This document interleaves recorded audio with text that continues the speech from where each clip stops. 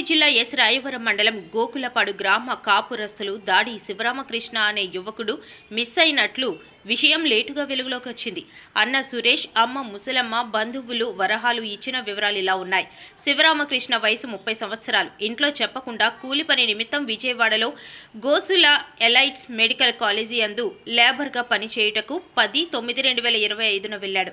అక్కడి నుండి వారానికి ఒకసారి ఫోన్ చేసి క్షేమాలు అడిగి తెలుసుకునే వారమని 10/2025న ఫోన్ చేసి 1000 రూపాయలు పంపమన్నట్లు అడిగినట్లు పంపారు.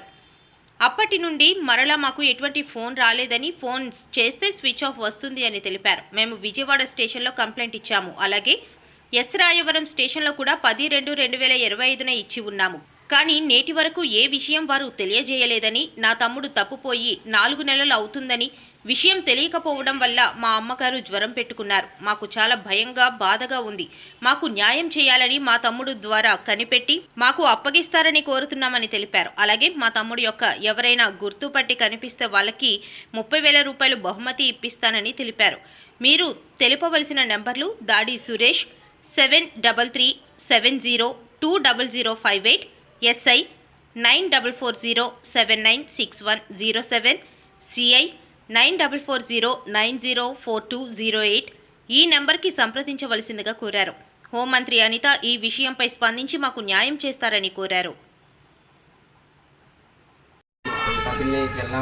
అనకాపల్లి జిల్లా ఎస్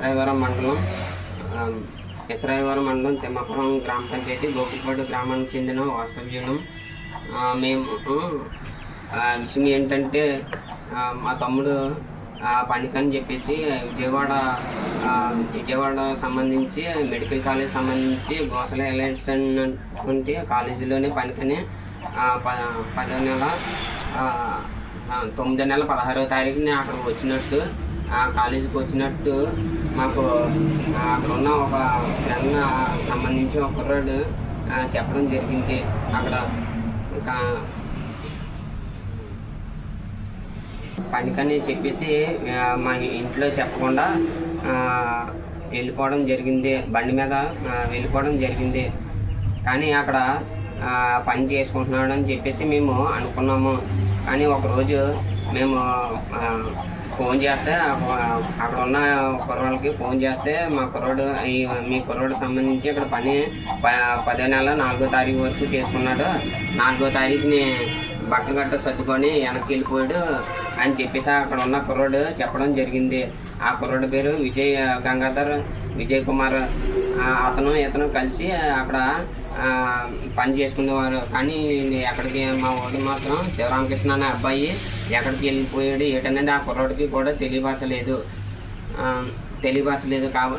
కానీ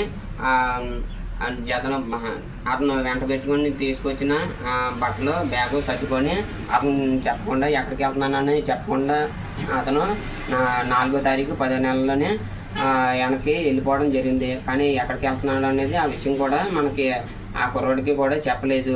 ఈ విషయం మేము కొన్నాళ్ళు పోయిన తర్వాత ఫోన్ చేస్తే ఆ కుర్రోడిని ఈ విషయం చెప్పడం జరిగింది. ఈ విషయం తెలియగానే మేము కంగారు పడి అక్కడికి వెళ్ళి ఎంక్వైరీ చేయగా అక్కడ ఉన్న సెక్యూరిటీ సిబ్బంది కానీ అక్కడ ఉన్న స్టాఫ్ సంబంధించి వారు కానీ ఏం చెప్పడం జరిగిందంటే, ఇక్కడ కుర్రాడు వచ్చాడు కానీ 4వ తారీఖుని మాత్రము పని చేసుకొని నా పని నచ్చలేదని చెప్పేసి తిరిగి వెనక వెళ్ళిపోవడం జరిగింది. ఆ కుర్రాడితో కూడా ఈ విషయం అనేది కూడా చెప్పలేదు. నేను ఎక్కడికి వెళ్తాను అనేది కూడా చెప్పలేదు. ఇప్పుడు వచ్చి మాకు ఈ విషయం మాకు అసలు ఏమైంది ఏంటనేది కూడా మాకు ఈ విషయం తెలియలేదు. కానీ ఈ విషయం సంబంధించినంత వరకు మొత్తం పిటిషన్ కూడా మా ఊరు సిఐ సర్కిల్ ఇన్స్పెక్టర్ గారికి, అలాగే మా ఊరు ఎస్ రాయవరం మండలం సంబంధించి పోలీస్ స్టేషన్కి, అలాగే అక్కడ కంకపాడు పోలీస్ స్టేషన్ ఎస్ఐ గారికి కూడా పిటిషన్ ఇవ్వడం జరిగింది. కానీ వాళ్ళు ఎన్నిసార్లు ఫోన్ చేసినా సరే వాళ్ళ నుంచి ఎటువంటి రెస్పాన్స్ రావడం లేదు. కాబట్టి మాకు ఏదో గాబరగా ఉంది, మాకు తొందరగా ఉంది, మాకు చూస్తే ఏం జరిగింది ఏంటనేది కూడా తెలియలేదు. కాబట్టి ఈ పోలీస్ డిపార్ట్మెంట్ వాళ్ళని అలాగే హోమ్ మినిస్టర్ గారిని కూడా గౌరవనీయులైనటువంటి హోమ్ మినిస్టర్ గారికి ఈ విషయం యొక్క దృష్టిని తీసుకెళ్ళి మాకు తగిన న్యాయం చేయగలరని మేము కోరుకుంటున్నాము. కాబట్టి మీరు తొందరగా మాకు ఈ విషయం గురించి మాకు ఏమైందనేది కూడా మాకు తెలియపరచాల్సిందిగా కోరుకుంటున్నాము.